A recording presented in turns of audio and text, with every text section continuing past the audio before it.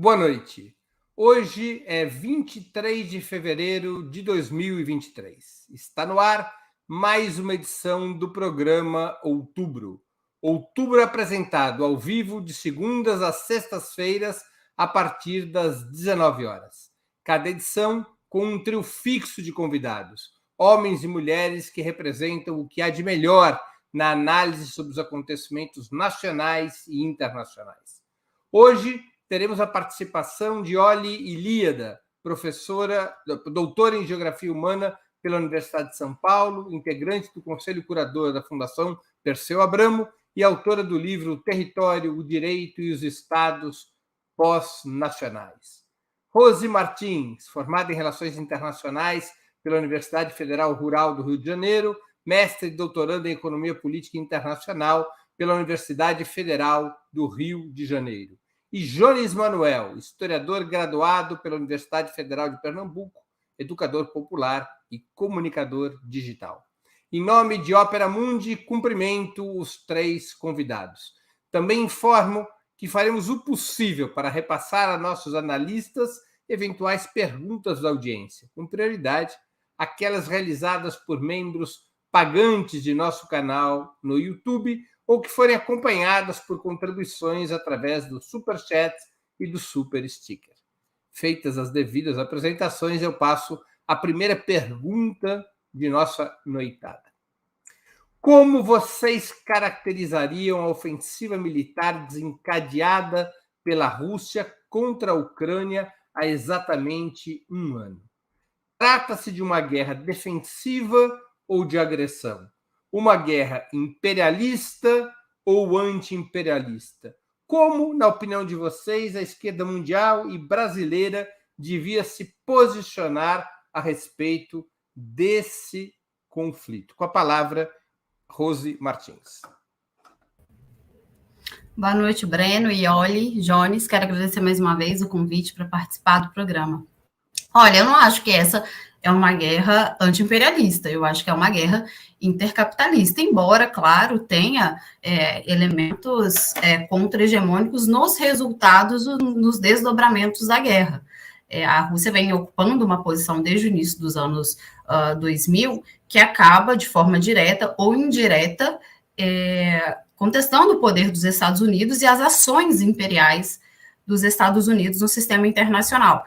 Né, deixando claro que aquele mundo unipolar dos anos 90 precisava chegar ao fim, porque os Estados Unidos estavam violando o direito internacional a cada momento. Agora, sobre ser uma guerra defensiva ou uma guerra de agressão, essa é uma pergunta bem complicada, assim, porque a Rússia invadiu um território da Ucrânia, invadiu com todas as características que tem daquele território, com tudo que aconteceu na região do Donbas desde 2014, principalmente em relação aos povos de etnia russa, mas é um território ucraniano. Agora, no longo prazo, é claro, para entrar nessa análise, não tem como deixar de considerar a política dos Estados Unidos, mesmo depois da Guerra Fria, do término da Guerra Fria, quando a Rússia estava muito enfraquecida, mas os Estados Unidos acharam por bem continuar a política de cerco. E claro que em alguns momentos essa política ela fica mais intensa, né? Depois, principalmente, que o Putin chega ao poder, tem uma renacionalização da economia, principalmente das armas e energia, e uma espécie de renascimento da Rússia, a volta da Rússia para as questões geopolíticas. Então, eu acho que talvez a gente pudesse dizer que essa é uma guerra para a Rússia preventiva, principalmente porque os Estados Unidos saíram de vários acordos que tratavam de forças nucleares e queriam incorporar a Ucrânia à OTAN, uma aliança que foi criada a deter a Rússia, que continuou existindo mesmo com o fim da União Soviética. Então, eu acho que é uma guerra intercapitalista e uma guerra preventiva. Muito bem. Com a palavra, Ioli Ilíada. Está sem som, Ioli. Desculpem. Então, boa noite, Breno, Rose, Jones. Boa noite a quem nos assiste. Espero que todo mundo tenha tido um ótimo carnaval. Bom, para responder essa pergunta do Breno, que não é uma pergunta simples, como deixou claro a Rose, inclusive, eu acho que nós precisamos contextualizar o momento em que ela ocorre. E aí eu quero retomar algo que eu já citei em programas anteriores. Essa guerra se insere num contexto de crise e transição da ordem geopolítica internacional, em que os Estados Unidos buscam manter a sua posição de potência hegemônica e buscam fazê-lo utilizando para isso todas as armas disponíveis. E eu diria que, nesse caso, armas é literal. E um dos principais instrumentos dos Estados Unidos nessa busca por manter a sua condição de potência hegemônica está justamente na manutenção e ampliação da OTAN. Todo mundo sabe que a OTAN foi criada em 49 a pretexto de se defender, de se prevenir contra um possível expansionismo soviético. Se era assim, evidentemente, quando o campo soviético deixa de existir, quando a União Soviética desaparece, a OTAN teria perdido a sua razão de ser. No entanto, nós sabemos que não só isso não aconteceu, como, apesar das famosas promessas feitas pelo Baker ao Gorbachev em 91, de que a OTAN não avançaria uma polegada em direção ao leste europeu, evidentemente, isso vem ocorrendo de forma bastante incisiva, né? E a Ucrânia era uma espécie de linha vermelha, nesse caso. A pergunta que a gente deve se fazer é a seguinte: a OTAN é uma aliança militar. Quais são os inimigos da OTAN? Que eu saiba, não são os marcianos. Portanto, evidentemente, os inimigos da OTAN são aquelas nações que não se coadunam, que não se alinham com os interesses dos Estados Unidos e dos seus sócios, dos seus aliados. Então, se eu fosse a Rússia, se eu fosse russa, eu temeria esse avanço da OTAN.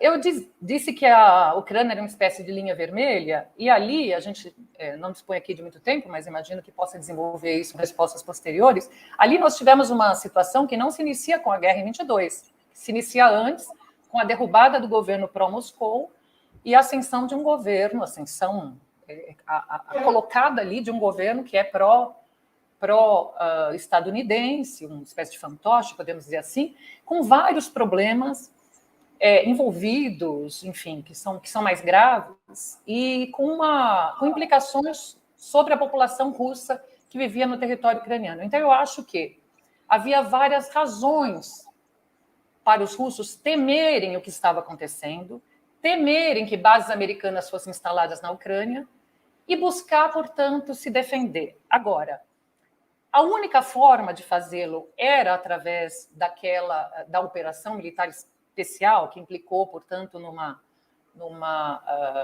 num ataque ao território ucraniano, né, para não dourar a pílula.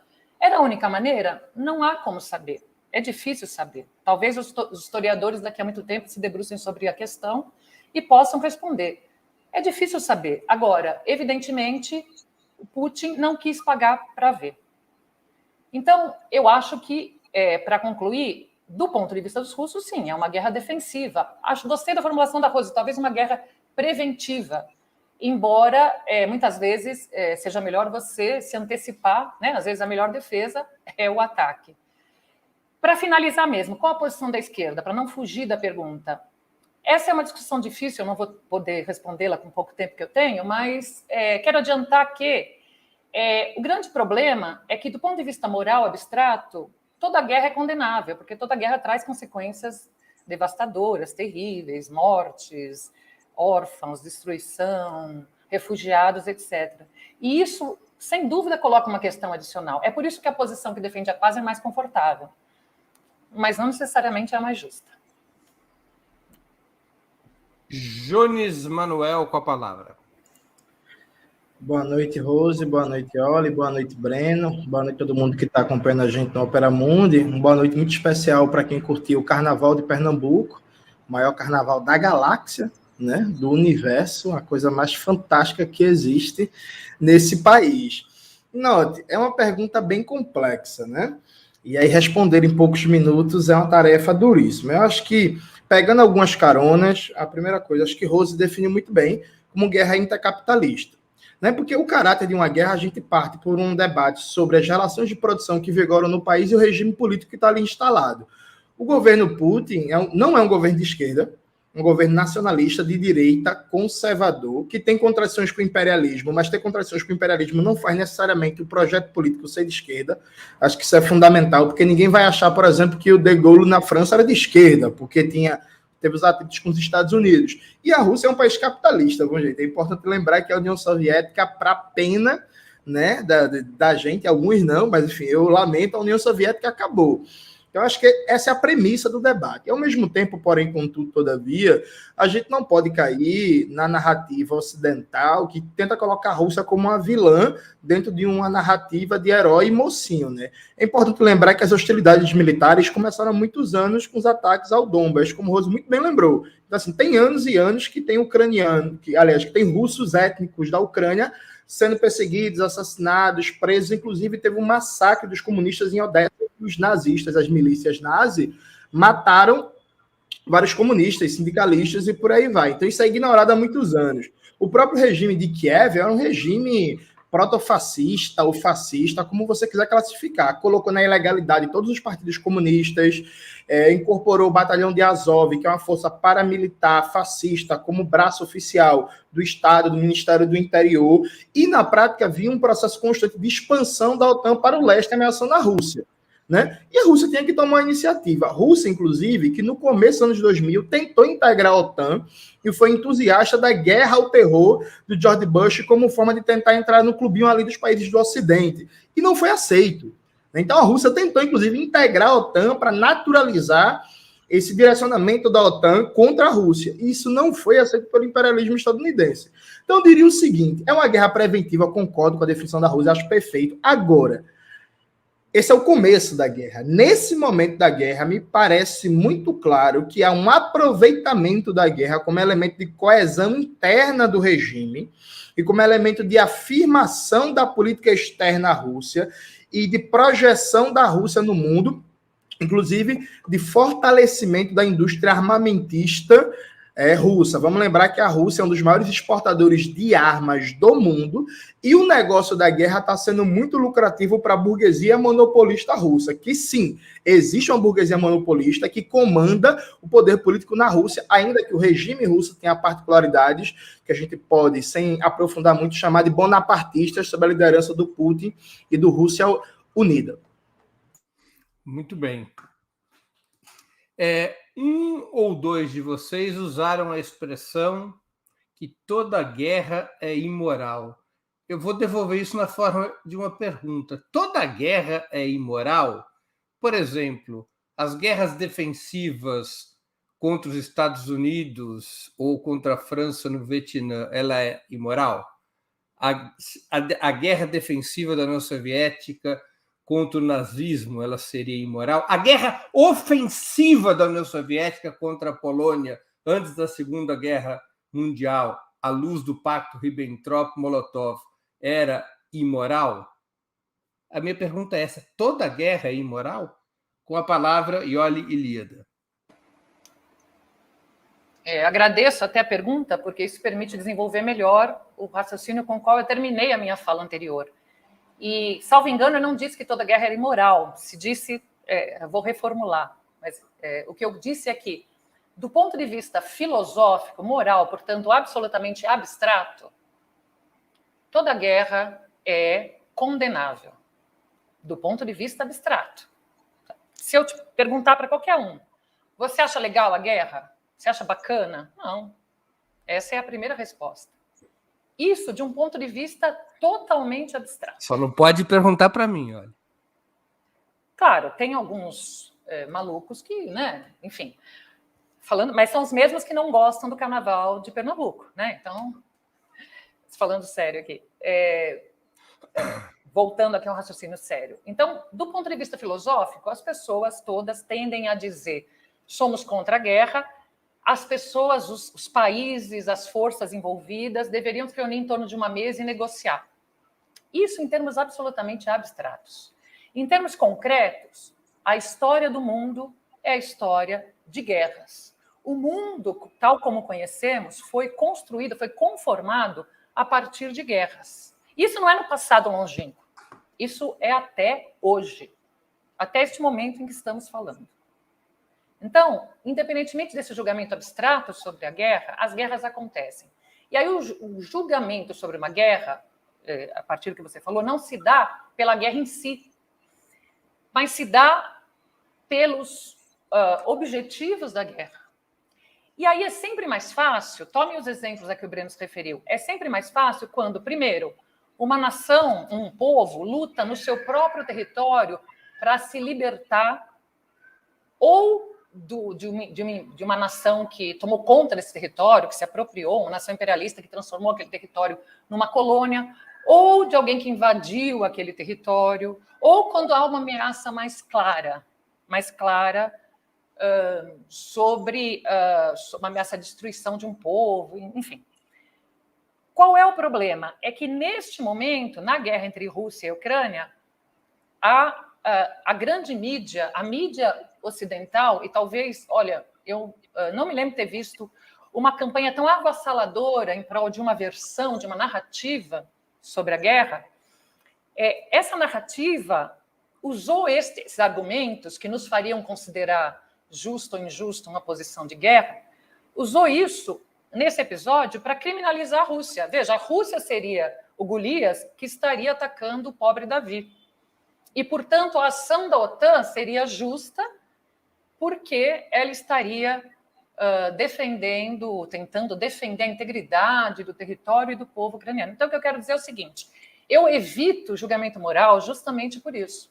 Eu quero trazer isso para o terreno da análise objetiva.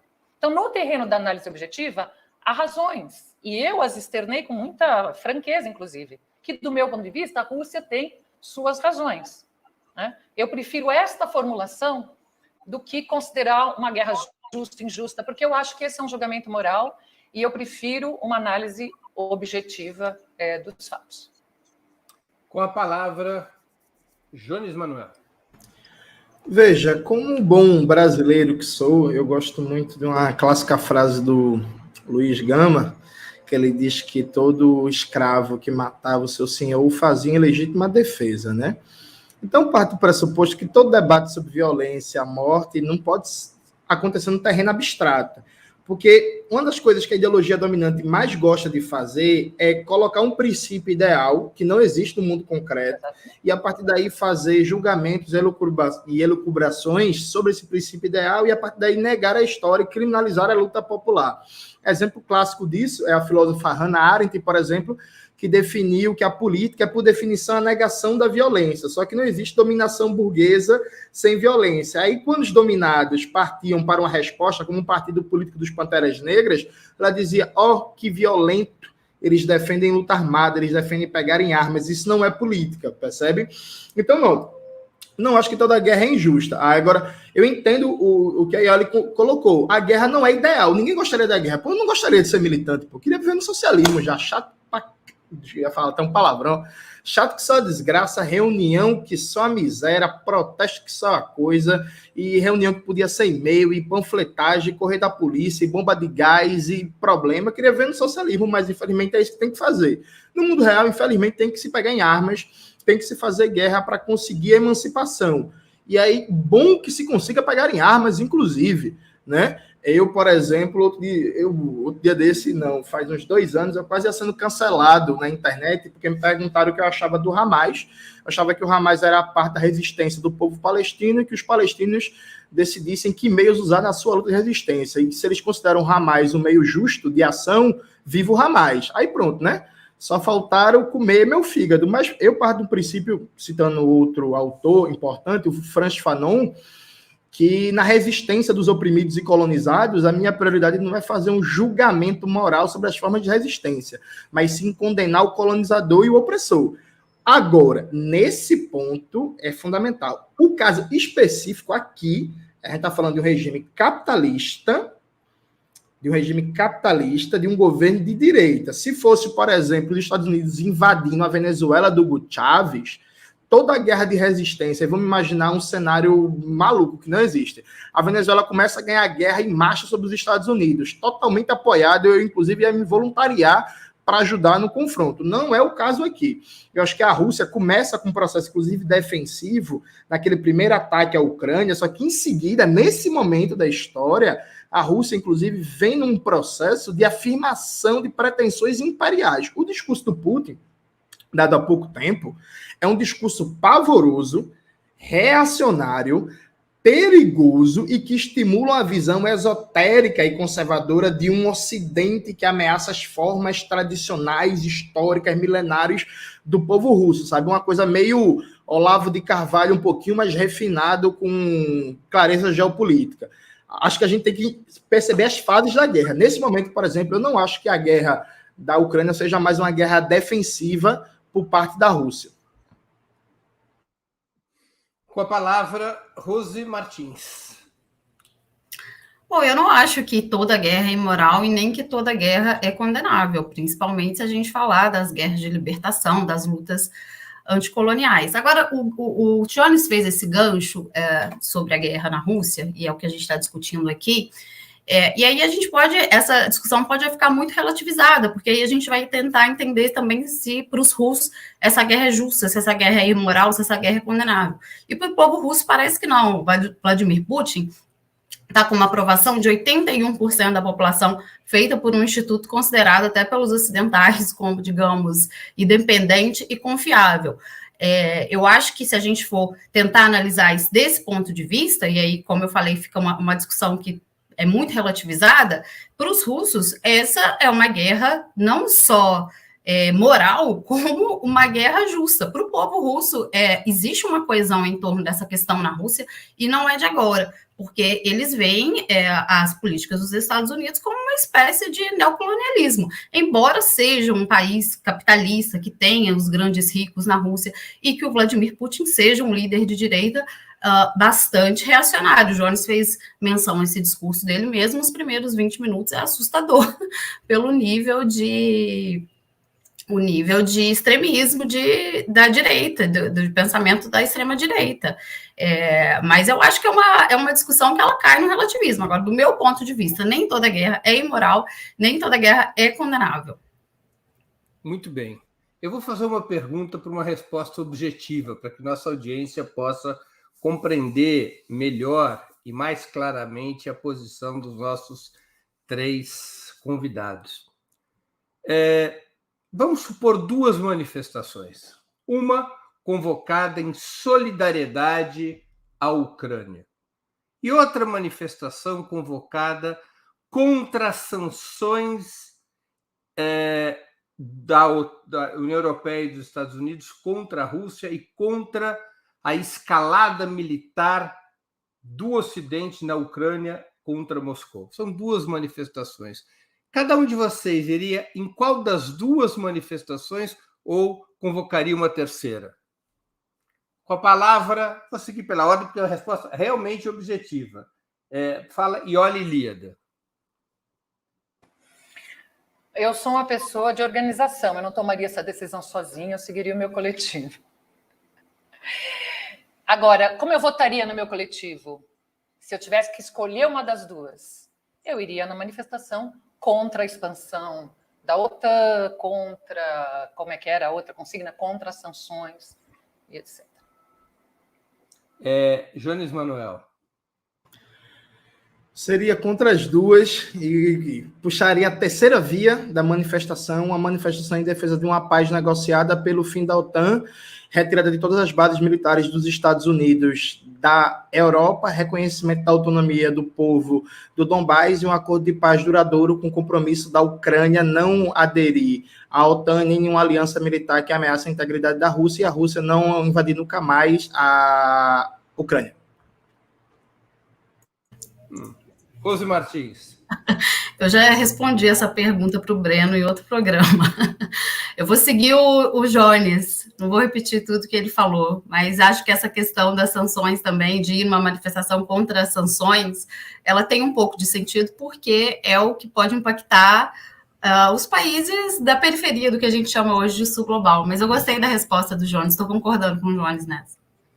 Inclusive, só um parêntese, e legalização de todas as organizações comunistas que hoje estão proscritas na Ucrânia. permitir que elas voltem a atuar legalmente. Mas a manifestação que você propõe como uma terceira manifestação adota o programa defendido por Moscou em relação à Ucrânia? Não, então eu não sabia que Moscou, por exemplo, defendia a legalização das organizações comunistas que estão proibidas. Claramente, o discurso do Putin ao iniciar a guerra denunciou a prescrição dos partidos que combatiam o governo do Zelensky. Mas ele está prendendo todos os militantes comunistas que estão contra a guerra na Rússia, né? Todos os militantes que estão contra a guerra, eu acho. Mas, enfim. Exatamente. Vamos lá. O apresentador não opina nesse programa. Na avaliação de vocês, é um tema que a Ioli já colocou, que eu acho que é importante a gente destrinchar. Na avaliação de vocês, ainda que eventualmente possuindo razões que justificassem a ação russa contra a Ucrânia, Putin poderia ter ativado outros instrumentos de pressão alternativos à guerra? Com a palavra, Jones Manuel. Sinceramente, eu acho que não. Por um motivo bem simples. Esse imbróglio se arrasta há muitos anos. Assim, como eu citei, no começo dos anos 2000, a Rússia tentou fazer parte da OTAN, embarcou de armas e bagagens no apoio à política de guerra ao terror do Bush. A Rússia fez seguidos avisos sobre a expansão da OTAN no leste, procurou fóruns e por aí vai. O debate, para mim, é o tamanho e a intensidade da escalada militar de resposta. Percebe? Eu tenho seríssimas dúvidas se não bastava para criar uma situação de impasse e forçar a negociação, uma operação militar de menor profundidade para forçar uma mesa de diálogo. Da forma, o tamanho e a escalada e a profundidade da operação militar na Rússia é uma política de pensar uma guerra prolongada, de tipo assim, ó, eles vão entrar numa política de guerrilha, de guerras irregulares e de farto armamento por parte do Ocidente, que é o que aconteceu, e a gente vai ter uma espécie de Afeganistão 2.0 aqui, que é a tendência, ao meu ver. De um Afeganistão 2.0 passar 10, 15 anos desgastando a Ucrânia e fazendo o povo de bucha de canhão. Então, assim, eu tenho dúvidas do tamanho e da amplitude da escalada militar. Agora, sinceramente, eu não acho que existia outra resposta que não militar, por um motivo bem simples e objetivo. A natureza do imperialismo estadunidense, da economia, do núcleo do poder político, faz com que seja incontornável, a não ser que aconteça uma revolução proletária naquele país, que os Estados Unidos adotem uma estratégia militar cada vez mais agressiva contra o eixo Rússia e China. A Rússia, do ponto de vista econômico, é o elo mais fraco se você considerar o papel da economia russa na economia global. Então, foi direcionado para a Rússia. Então, assim, para mim era uma guerra incontornável. Há um debate na geopolítica e por aí vai, se é possível evitar uma guerra entre Estados Unidos e China. Eu acho que é um debate bem interessante para se fazer por aí vai. Mas me parece que, pegando o eixo Rússia e China como principal contraponto geopolítico dos Estados Unidos, um conflito militar com um dos dois é incontornável, e isso está colocado. Então, não acho que tenha o que fazer na decisão de ir à guerra. Eu acho que o debate é como ir à guerra. E nesse ponto, eu acho que o Putin, inclusive, se aproveitou do pretexto para usar a guerra também como elemento de afirmação de pretensões imperiais da Rússia, ainda que tenha razões defensivas, reais e objetivas ali. Com a palavra, Rose Martins. Olha, eu concordo com o Jones que parece que não tinha mais alternativas, o esgotamento das alternativas da Rússia. Agora, e não porque a Rússia tentou se integrar de forma tão, assim, digamos, obcecada na OTAN e nem que tentou se aproximar dos Estados Unidos. Essa cooperação durou um pouquíssimo tempo, não foi coisa nem de 2 anos. Teve um movimento muito breve e ficou muito claro para a Rússia desde o início que a política dos Estados Unidos seria de confrontação.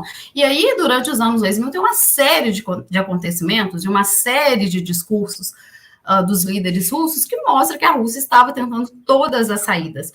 Uma dessas saídas, para diminuir essa tensão e evitar que os Estados Unidos, instrumentalizados através da OTAN, chegassem cada vez mais perto do território da Rússia, foi a Guerra da Geórgia, em 2008, quando a Rússia usou pela primeira vez a força militar no sistema internacional desde o fim da União Soviética. Então, do ponto de vista de retórica, do ponto de vista militar, anexou a Crimeia, também deu uma demonstração de força militar muito substancial na Síria, na campanha da Síria, enviou um recado para a Europa também de que do que os russos estavam lutando na Síria, uma guerra também que era da Europa, que estavam fazendo o dever de casa para a Europa. Tentou uma aproximação com a Alemanha, tentou uma aproximação com os franceses, e nada disso pareceu surtir efeito. Né? Quando a social-democracia volta ao poder na Alemanha, parece que esse distanciamento ficou ainda maior, porque se conseguia algum diálogo com a Alemanha centrado no mercado de energia, parece que a Alemanha não estava nem considerando mais essa alternativa, era só a alternativa de ser submissa aos Estados Unidos. Então, a partir de 2014, com as sanções, porque essas sanções começam em 2014, depois da anexação com a Crimeia, que a Rússia tem que fazer um giro estratégico para conseguir comprar tecnologia para a indústria energética, que é o esteio da economia, precisa a relação com os chineses toma um caráter de urgência, precisa criar mercados alternativos para vender gás e petróleo. Isso foi ficando cada vez mais claro que os Estados Unidos não iam recuar de uma estratégia de cerco. E aí eu acho que eles se esgotaram. Eu não acho que a Rússia teria condições mais de negociar nem com a Europa. A Europa demonstrou que não queria negociação com a Rússia. Se lá em 2008 a França e a Alemanha foram contrárias à entrada da Geórgia e da Ucrânia na OTAN, a partir de 2014 eles não tiveram nenhum tipo de posição no sentido de aproximação com a Rússia. A política, mesmo com o Trump no poder e com aquela vontade dele de erodir os organismos multilaterais que os Estados Unidos comandavam, como a OTAN, nem nesse momento a Europa demonstrou que talvez era melhor ter uma política mais independente, que, ao fim e ao cabo, isso significava uma aproximação com a Rússia. Com a palavra, Ioli Ilíada. Se havia instrumentos alternativos, aparentemente não. Eu concordo com os meus colegas de bancada que essa situação da operação militar especial ou da ocupação da Ucrânia pela Rússia, da invasão da Ucrânia pela Rússia, não foi um raio em céu azul. Né? Isso é um processo que vem se estendendo há um bom tempo. E todo mundo já sabia que uma expansão da OTAN podia gerar uma reação da Rússia nessa direção. Isso foi avisado não só pelo Putin, mas por pessoas insuspeitas como Henry Kissinger, por exemplo. E quando o Putin historiciza esse processo, né, para justificar o que ele fez, ele lembra de um momento crucial que foram os acordos de Minsk. Ele diz, mas as pessoas cobram de mim que eu não tentei uma saída negociada. Mas os acordos de Minsk, em 2014 e 2015, foram justamente uma tentativa nesse sentido. E ele acusa a OTAN de nunca ter respeitado os acordos de Minsk, que tinham como ponto fulcral alguma autonomia para os territórios ali do Donbass, para Donetsk e Luhansk, nunca ter respeitado, e inclusive ele vai além, ele diz que isso foi uma manobra para se preparar para uma guerra. E ele diz que ali, através desses territórios da Ucrânia, você já tinha armamentos, já tinha pessoal da OTAN treinando, enfim, isso tudo a ver, mas isso é o que ele argumenta. Agora, é um fato que os acordos de Minsk foram uma tentativa de negociação e é um fato que eles deram com os burros na água. Então, há todo um processo, há toda uma movimentação e há a premência das informações de que já se estava negociando a entrada da Ucrânia na OTAN. Né? Então, tudo isso fez ele tomar uma decisão. Pode ter sido um erro, e novamente, eu não estou julgando moralmente. Né? Eu quero deixar aqui bem claro, porque talvez, eu sei que é uma questão mais abstrata, assim, eu fiz questão de dizer que filosoficamente toda guerra é condenável, justamente para explicar por que para a esquerda, às vezes, é tão difícil apoiar a guerra. Fecho parênteses. Mas normalmente, novamente, eu não estou me referindo a um erro moral. Pode ter sido um erro estratégico, um erro geopolítico, essa invasão. Mas quem vai responder isso vai ser o custo da guerra. Porque se ele vencer a guerra, foi um acerto. E se ele perder a guerra, foi um erro. Muito bem. Vamos a mais uma questão. A questão mais relevante, talvez, do nosso programa nessa noite.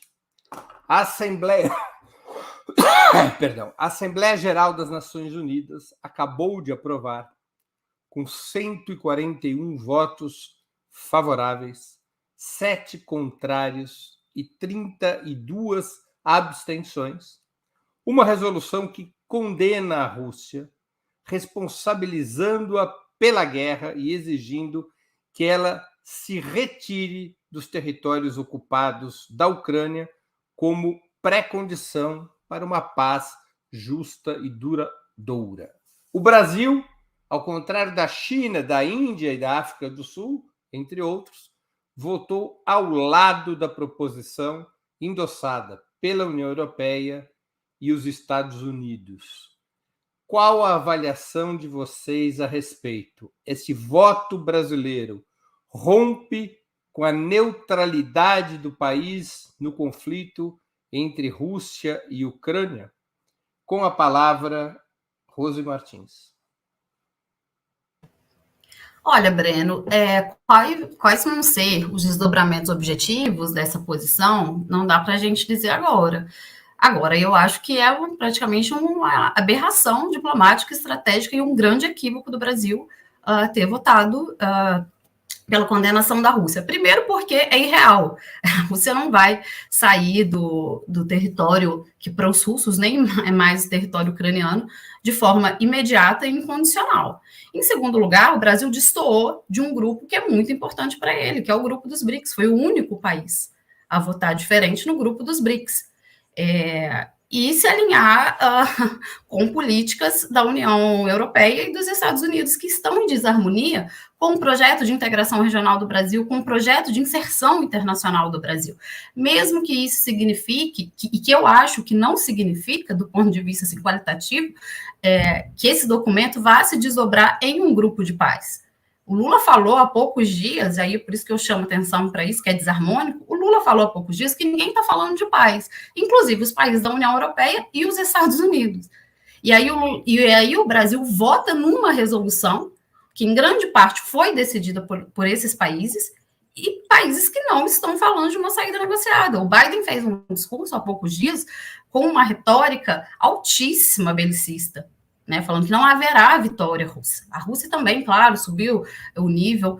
Então, assim, achei desarmônico, achei péssimo, um grande equívoco do Brasil, uma bola fora depois de 30 dias de janeiro, muito bem posicionados do ponto de vista da nossa integração regional, da política externa, da própria visita nos Estados Unidos, que não tem muitos resultados objetivos, mas que serve como uma espécie de peça de propaganda do Brasil para mostrar que foi bem recebido pela potência hegemônica, eu achei bastante negativo. Agora, o que vai ser depois daqui, não dá para a gente saber fazer um exercício de futurologia, se o Brasil se isso vai impactar as relações com a Rússia de forma direta, talvez não, mas achei que, de toda forma, é uma sinalização muito negativa do Brasil, da diplomacia brasileira.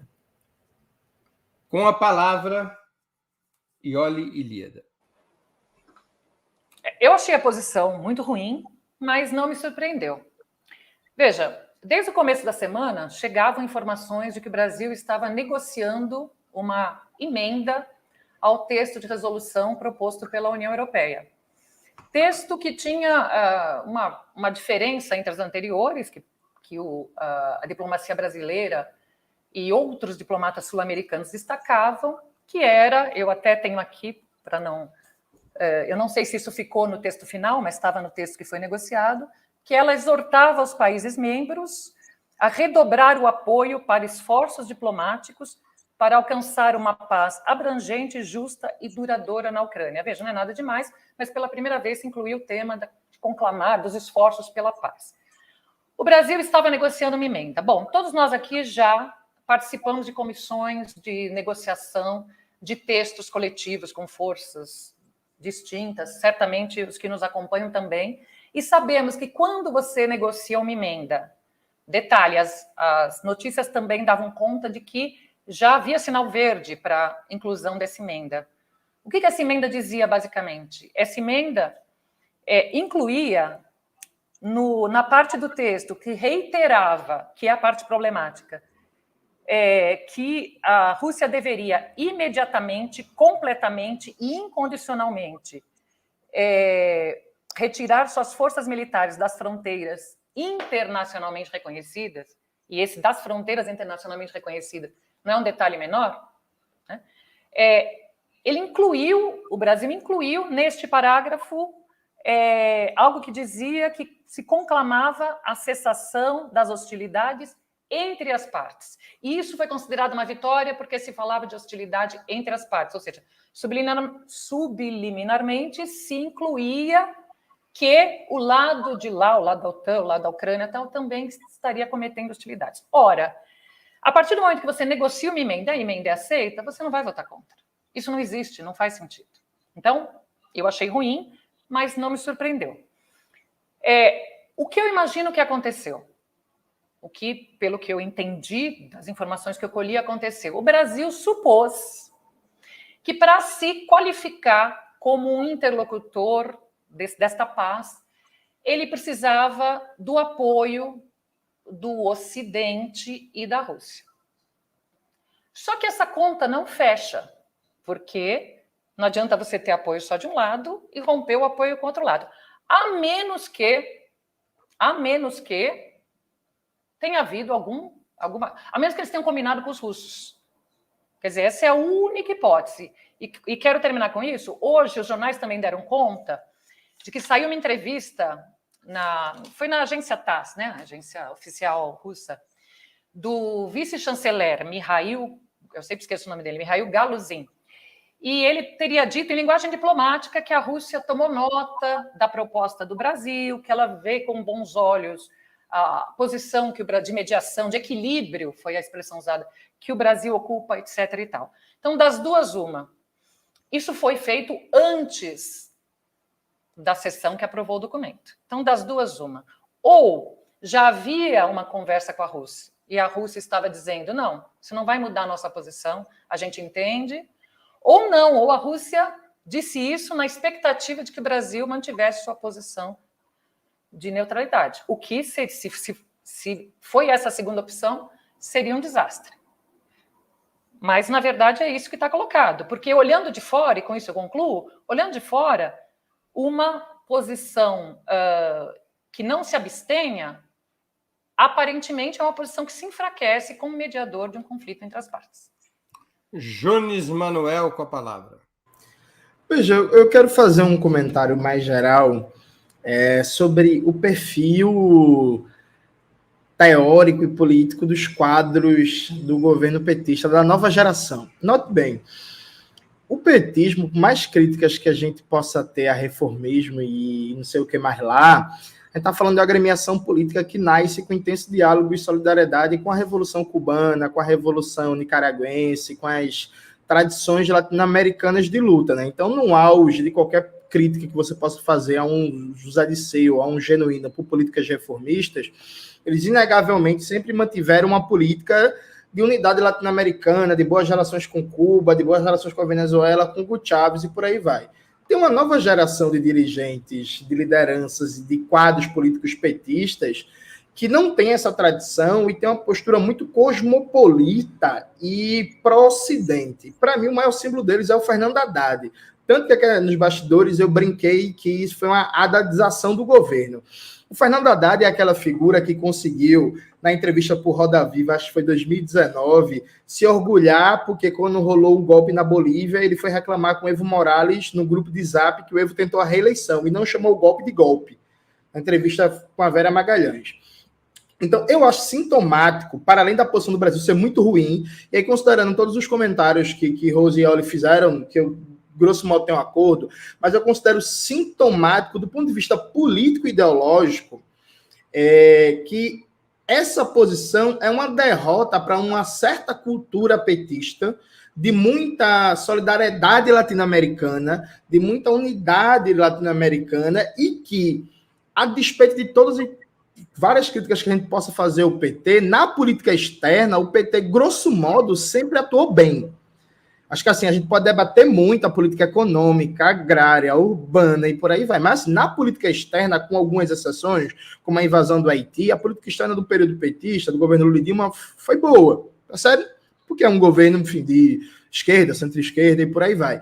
Esse sinal, ele é muito negativo do ponto de vista de configuração política e ideológica desse governo.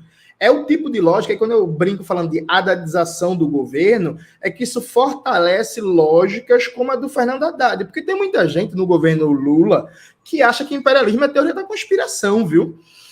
Que acha que a Lava Jato foi um detalhe, que Sérgio Moro não seguiu a lei, o Estado de Direito não leu o Barão de Montesquieu, o espírito das leis, e que agora as instituições funcionam, e que está tudo certo, que os Estados Unidos são parceiros, que os Estados Unidos não querem se apropriar da Amazônia, e que não existe OTAN, que não existe complexo industrial militar, que a gente não está cercado de bases militares dos Estados Unidos, que não existe sabotagem, assassinato, espionagem, por aí vai. Então, eu acho, como um saldo, destacar um ponto que acho que não teve devida atenção, eu acho isso como sinalização de disputa dentro do governo muito ruim. Eu acho que isso fortalece a ala Haddad, por assim dizer, dentro do governo e dentro do petismo de maneira mais geral. Muito bem, eu vou passar a próxima pergunta, mas antes eu vou ler as questões que nos vieram por superchat e vocês se sintam à vontade para incorporar respostas a essas perguntas nas suas intervenções subsequentes. O Roberto Oliveira, que contribuiu com o superchat, ele comenta: o Reino Unido saiu da União Europeia. Capital anglo-americano parece querer jogar a Europa no abismo. Um plano Marshall 2.0 pode estar no plano do Império para salvar o dólar. O mesmo Roberto Oliveira comenta: será que a guerra envolverá a Transnistria e a Moldávia? Parece que a coisa está ficando quente por ali. A primeira-ministra da Moldávia estava do lado de Biden na Polônia. E a Isa Maria, que é membro do canal e também contribuiu com o superchat, comenta: Brasil está com os Estados Unidos e a União Europeia contra a Rússia? Obrigada pela formação de opinião tão importante para que entendamos o mundo. Agradeço aos que fizeram essas questões. Vocês três se sintam livres para comentar a respeito dessas questões. Eu vou fazer a minha questão.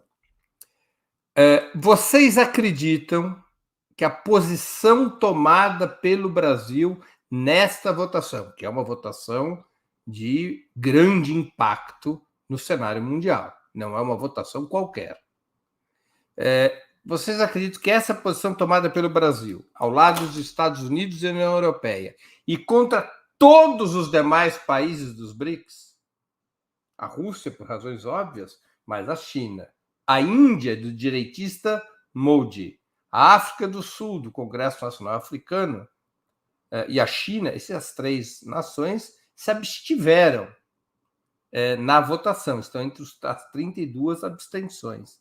Vocês acreditam que essa posição representa ou sinaliza uma política externa diferente daquela que foi praticada entre 2003 e 2016, no ciclo anterior de governos petistas? E olha, Ilíada, com a palavra. Olha, eu sinceramente acho que só por essa votação é difícil avaliar. Só por essa votação é difícil avaliar. Porque, de fato, o Lula está, por diversas razões, muito empenhado nesta ideia de ser o cara que vai ser responsável por encontrar um caminho para a paz num conflito que já dura um ano e que não dá nenhum sinal de estar arrefecendo. Ele está muito convencido disso. E aí me parece que ele está tentando jogar com as cartas que tem, e já disse que eu considero que foram cartas erradas, mas me parece que ele está motivado por esse objetivo e agindo sistematicamente em função deste objetivo. Mas eu não quero acreditar, e talvez aqui eu não quero acreditar seja revelador, que isso signifique uma mudança estratégica da política externa brasileira. Me parece que é uma questão tática envolvendo a paz no Oriente Médio, olha o vício, a paz na Ucrânia, ali na Eurásia, mas eu quero acreditar que isso ainda não sinaliza para uma mudança estratégica. Tem um dado aí que vai causar ainda mais espécie pelo que eu entendi, daqui a alguns dias haverá um telefonema entre o Lula e o Zelensky. Então, veja, tudo isso faz parte de uma... existe uma sequência de fatos construídos em torno dessa ideia da paz. Ele vai falar por telefone com o Zelensky. Por outro lado, os chineses também sinalizaram que estão estudando a proposta de paz do Brasil. Eles mesmos já disseram, vocês sabem que o principal diplomata chinês fez uma visita à Rússia, esteve com o Putin, e tudo indica que isso antecipou, foi a precursora de uma visita do próprio Xi Jinping. Então, parece que a China também está querendo, de alguma maneira, propor alguma saída para esse conflito. E o Lula já disse que na viagem que fará à China agora, esse será tema de conversa. Então, parece que há uma série de ações combinadas. Eu, sinceramente, não consigo ver como a votação na ONU tem ajudado esse movimento. Não consigo ver. Por outro lado, insisto, também acho que ainda é precoce julgarmos que isso é uma mudança estratégica. Eu entendo o que o Jonas disse, eu entendo. E eu sei que são quadros diferentes. Faz falta alguns quadros que já não estão mais entre nós e que eram, enfim, desse ponto de vista, eu diria, mais à esquerda, eu não vou citar nomes, mas eu ainda não quero acreditar que implique uma mudança estratégica. Com a palavra, Jones Manuel. Veja, eu estou na mesma posição da Ioli. Eu acho que a gente tem que esperar, tem que ver como é que vai se desenrolar. Eu acho uma sinalização muito negativa. Aliás, de maneira geral, o governo vem dando sinalizações negativas em áreas estratégicas, principalmente economia, né? Questão militar e agora relações exteriores, percebe? Agora, eu tenho uma certa confiança, veja, na inteligência política do Lula. Veja que coisa rara eu dizer aí para quem fala aí que eu sou antipetista aí que eu não elogio o Lula. Porque, note bem, do ponto de vista da economia interna brasileira, o Lula até agora está trabalhando com a capacidade econômica de investimento público muito restringida. Ainda tem teto de gasto, ainda tem autonomia do Banco Central valendo, ainda tem taxa de juros nas alturas, e etc, né? Eletrobras privatizada e por aí vai. O que significa que os acordos estratégicos de investimento estrangeiro, os BRICS, investimentos da China e por aí vai, vão ter um papel de relevo muito importante para dar uma decolagem na economia brasileira. Eu diria mais importante do que no primeiro e no segundo governo Lula. Percebe? Porque a capacidade hoje do Estado brasileiro de ter mecanismos para coordenar a política de desenvolvimento econômico está menor do que quando o Lula assumiu. Um exemplo disso é o desmonte que fizeram com a Petrobras e a privatização da Eletrobras, percebe? De tal sorte que não me parece fazer sentido uma guinada atlantista, por exemplo, da política externa, pró-Estados Unidos, da política externa do presidente Lula, porque isso ia desidratar a capacidade de atrair investimento econômico do parceiro econômico mais generoso em termos de crédito, transferência tecnológica, de relações de ganha-ganha mútuo, que é a China. Então, se o governo Lula fizer isso, ele vai se colocar na encalacrada, porque a economia, do ponto de vista interno do Estado brasileiro, não decola enquanto tiver teto de gasto, a economia do Banco Central, 13%, taxa de juros, 8% de juros real, etc, etc. E do ponto de vista externo, a capacidade de atrair investimentos não vai ter um impulsionamento significativo. Isso vai fazer com que a economia fique mais ou menos no banho-maria e isso não garante, por exemplo, sei lá, bom resultado eleitoral em 2024 nas eleições das capitais.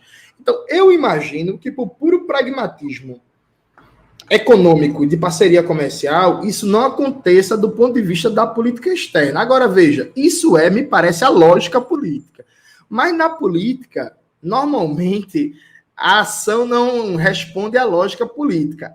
Prova disso é o ministro Fernando Haddad, na boca do carnaval, recebendo banqueiro, agente do mercado financeiro, para debater minuta de PEC de novo regime fiscal, né? E não recebe sindicalista. Então, assim, é isso, né? Vamos ver, aguardar. Agora, nesse ponto, eu estou torcendo, porque eu não quero que o Brasil se ferre, não. Mas que foi uma sinalização ruim, foi. Com a palavra, Rose Martins. Eu concordo com a Ioli e com o Jones que é um pouco cedo para dizer se é um rompimento com aquela política externa né, de 2003, dos primeiros mandatos do Lula. Até porque tem outros movimentos sendo feitos, né? O empenho na integração latino-americana e se concretizar mesmo, a Dilma como presidente do novo Banco de Desenvolvimento dos BRICS, a gente pode enxergar aí uma espécie de ambiguidade. Então, até na outra pergunta eu falei que, assim, não dá para a gente saber quais serão o que vai ser os resultados objetivos, né, dessa votação do Brasil. Agora, que é extremamente negativo, e até concordo com o Jones no que ele falou, até numa questão de cultura política, né, dentro do partido.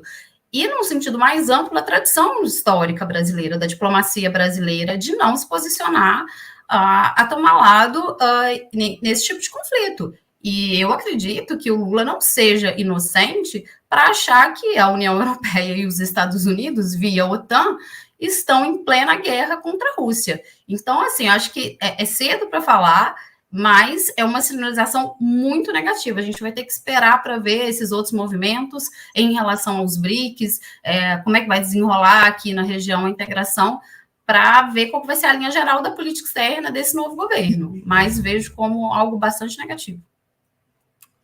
Vamos à última pergunta da noite. Nós vamos estourar o teto de gastos hoje, o teto do horário do programa. Nós vamos a uma última questão. Houve, segundo muitos analistas, uma pequena inflexão na resolução apresentada hoje pela União Europeia, endossada pelos Estados Unidos e com voto favorável do Brasil, uma pequena inflexão porque trouxe o tema da paz para dentro da resolução. No campo real, na realidade, no conflito real entre a Rússia, de um lado, a Ucrânia, a OTAN e os Estados Unidos do outro, a estratégia empregada por cada um dos blocos hoje aponta concretamente para a paz como uma possibilidade concreta e imediata? As negociações de paz hoje corresponderiam aos objetivos dos Estados Unidos e da OTAN? Por outro lado, negociações de paz poderiam corresponder aos interesses russos? A quem interessa a paz nesse momento? Com a palavra, Jones Manuel. Veja, concretamente, ninguém está buscando a paz. Isso por alguns motivos bem simples. Primeiro, toda a ajuda bilionária dos Estados Unidos para a Ucrânia termina no bolso dos monopólios da indústria de guerra dos Estados Unidos, seja as que são como ajuda direta, seja as que são como empréstimo. Então, assim, a indústria... Hoje, inclusive, eu vi uma reportagem no próprio Opera Mundi que fala que a maior fábrica de armas dos Estados Unidos, que fica na Pensilvânia, está fazendo um processo de ampliação da sua planta industrial, triplicando a capacidade produtiva pela demanda de munição da guerra da Ucrânia. Então, assim, os monopólios estadunidenses estão ganhando muito dinheiro. Para os Estados Unidos, uma guerra de desgaste permanente contra a Rússia é uma ótima estratégia, inclusive ajuda a manter uma política de isolamento da Rússia na ordem internacional, manter a Rússia como vilão, como para internacional. Para a Rússia, a guerra também não está sendo um problema. Se você junta 2022 e as projeções para 2023, o PIB russo vai ter uma queda de só 3,6%, né, com o efeito das sanções, as consequências da guerra e por aí vai. Isso é uma queda menor que o ajuste fiscal promovido pela presidenta Dilma, né, com os efeitos da Lava Jato. Então, assim, o Joaquim Levy derrubou mais uma economia que as sanções do Ocidente na Rússia, percebe? Então, assim, os efeitos econômicos para a Rússia também estão pequenos. Tá ótimo, o Putin nunca esteve tão popular, a indústria militar russa também está lucrando horrores. Essa guerra também ajuda a Rússia a afirmar posições imperiais e pensar concretamente, inclusive, em anexação de territórios. Por que não acabar com a Ucrânia enquanto Estado para garantir uma ampliação da sua zona de segurança? Então, assim, todos os lados da moeda, com exceção da classe trabalhadora, que está se lascando, todos os lados da moeda estão muito bem obrigados com a guerra. Fora isso, há aspecto que hoje pode ser pouco debatido, mas que vai ser muito abordado nos próximos anos, que tem grupos de traficantes de armas internacionais, grupos terroristas, fundamentalistas, milícias, estão ganhando rios de dinheiro com esse fluxo intenso e sem controle de armas para a Ucrânia, que entram na Ucrânia e terminam, sabe Deus onde, né? Terminam no Oriente Médio, terminam em África, terminam em outras regiões da Ásia, e por aí vai. Então, a guerra é sempre um processo lucrativo, né? A guerra é um processo lucrativo, especialmente para duas economias que tem a indústria militar, claro que com peso diferente, mas que tem a indústria militar como um peso muito importante da sua economia, né? Então, eu acho que nenhum dos lados está concretamente interessado na paz. Agora, do ponto de vista objetivo, o mais fácil de ceder é a Rússia, se tiver um acordo da Ucrânia, se comprometer a nunca entrar na OTAN e parar a expansão da OTAN para o leste. Aí há uma possibilidade, a meu ver, objetiva da Rússia caminhar para um acordo de paz. Mas hoje, nessa situação de entrave atual, a tendência é a guerra escalar cada vez mais, e a posição recente do Biden, que inclusive, né, alguém lembrou aqui no chat a Gleisi Hoffmann, como quando o Biden foi eleito, elogiou ele, comparou ele ao Roosevelt. A posição do Biden é guerra ao infinito, né? Ele acabou de firmar uma posição que é apoio incondicional à Ucrânia até a vitória na guerra. Então, assim, uma posição guerreira, belicista, como é historicamente a posição do Partido Democrata, que é tão psicopata quanto o Partido Republicano, mas diz que gosta de mulher, negro e LGBT. Muito bem. Com a palavra, Rose Martins. Eu acho que a paz interessa mais à Rússia. A Rússia está numa posição mais desconfortável do que os Estados Unidos. E um dos maiores ganhadores dessa guerra é o complexo industrial, militar, científico, acadêmico dos Estados Unidos. Agora, a questão é a seguinte: os termos dessa paz é que são extremamente conflitantes. Porque se está sendo aprovada uma resolução na ONU, capitaneada pelos Estados Unidos, que fala numa saída imediata e incondicional da Rússia dos territórios que a Rússia já considera como seus, e a Rússia não pretende arredar pé, e eu acredito que essa é uma questão muito essencial para a vitória deles, acho difícil chegar num acordo. Por isso que eu acho que assim, é uma sinalização também muito negativa do Brasil, porque às vezes pode queimar algum tipo de ponte para um documento que talvez não dê em nada, porque a Rússia não vai considerar esse documento, né? Talvez o Brasil faça algum tipo de negociação no bastidor. Então, portanto, para a Rússia é mais interessante a paz que para os Estados Unidos. Os Estados Unidos estão numa posição melhor. Agora, como eles vão chegar nessa paz é o mais difícil. A Rússia, acredito que a Rússia não só... porque eu não vejo a Ucrânia, a não ser com muita perda militar, que ela abra mão de uma demanda do território do Donbas. E a Rússia não vai, acredito que não vai abrir mão desse território, e muito menos do território da Crimeia, que está começando a entrar como um fator de discussão pelos Estados Unidos. Essa guerra não pode ser vista sem a questão geográfica, territorial, o caminho para a paz. E um dos componentes, falo isso há muito tempo, desde o início da guerra, que poucas pessoas falam isso, um dos componentes da vitória que a Rússia precisa, como Sergei Karaganov falou, ele usou essa expressão, a vitória que a Rússia precisa é manter a Crimeia como território da Federação Russa. Então, para os Estados Unidos, estão numa situação mais confortável, a Ucrânia, com certeza, a maior perdedora, a Rússia tem mais interesse na paz, mas a paz, o que é paz para eles é muito conflitante. E a resolução de hoje, de forma implícita, está exigindo que a Rússia saia da Crimeia. Isso não vai acontecer sem muito uso de força militar. Isso aí é quase colapsar as forças militares da Rússia. Mais do que, para mim, na região do Donbas. Com a palavra, Iole Ilíada. Então, por isso que eu chamei a atenção que a resolução fala em retirada das forças militares russas das fronteiras internacionalmente reconhecidas, porque isso incluiria a Crimeia, e a Crimeia é ponto pacífico para a Rússia. Mas para responder a pergunta do Breno, eu... Permite uma coisinha, olha, claro. Só para informar uma coisa, uma questão para a nossa audiência, para quem não está muito a par do assunto ou não está se lembrando, a Crimeia, historicamente, ela sempre foi russa.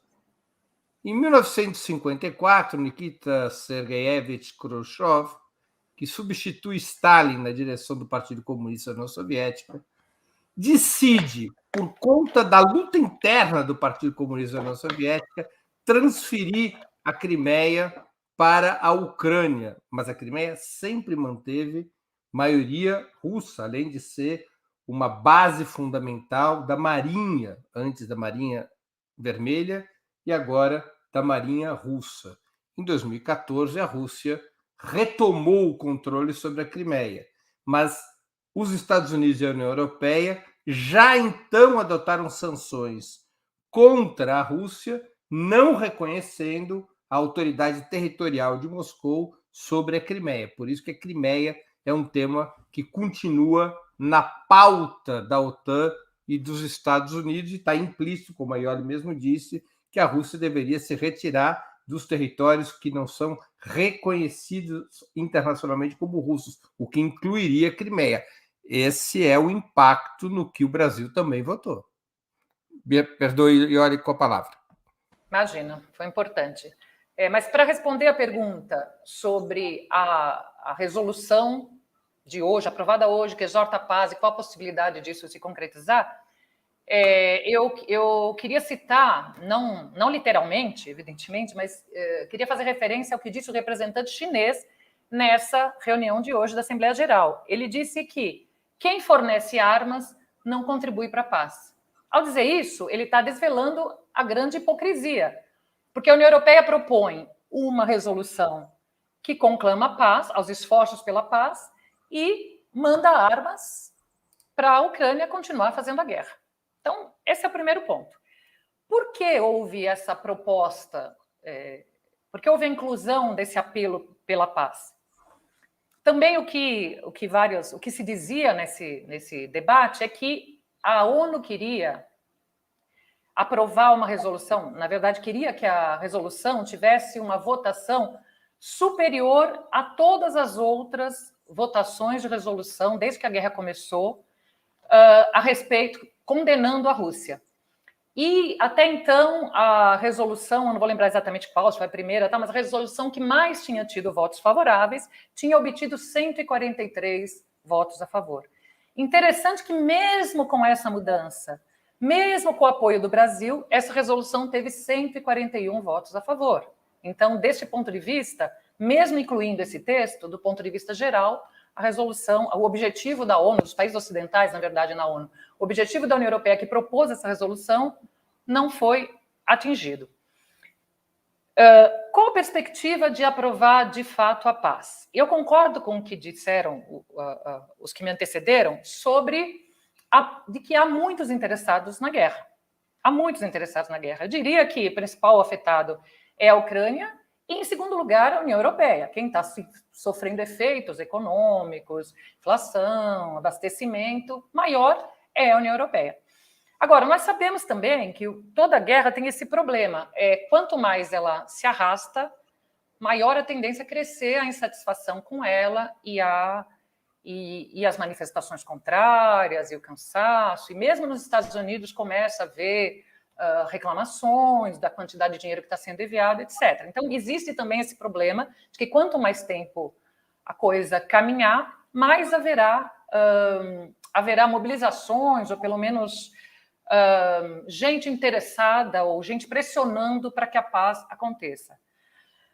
A questão, e com isso eu concluo, é que antes que todo mundo sente um detalhe importante, que não foi dito aqui, eu acho importante. Tem uma dificuldade nessa conversa sobre a paz, que é o seguinte, já se falou, e acho que aqui todos concordam, que essa é uma guerra por procuração, ou seja, essa não é uma guerra entre Rússia e Ucrânia, é uma guerra entre Rússia, OTAN, Estados Unidos, e a procuração é dada para a Ucrânia, por isso que a Ucrânia que está lá na linha de frente, né, sofrendo as consequências mais diretas e os demais não. É uma guerra por procuração. Então, quando sentarem na mesa para negociar, estarão Rússia, Ucrânia e os países mediadores, é possível essa negociação se dar sem a participação daqueles que, de fato, são os verdadeiros inimigos, os verdadeiros adversários? Essa é uma questão. A outra, que é mais grave, é o seguinte: antes antes dessa paz, porque sentar na mesa é o de menos, né? Quer dizer, sentar na mesa é a parte mais fácil. Negociar os termos de uma paz é mais difícil. Até os termos de um cessar-fogo é mais difícil. Nesse meio tempo, o que farão as partes? Tentarão realizar uma ofensiva, porque quanto melhor posicionadas elas estiverem na guerra, melhor serão os termos da paz que ela poderá negociar. Então, antes que qualquer iniciativa de paz aconteça, eu acho que a guerra vai escalar. É isso. Muito bem.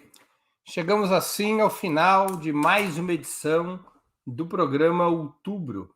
Eu conversei hoje com Iole Ilíada, Rose Martins e Jones Manuel. Nós voltaremos a nos ver na próxima quinta-feira, dia 2 de março.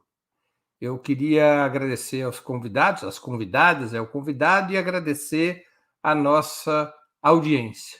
Boa noite e boa sorte a todos e a todas.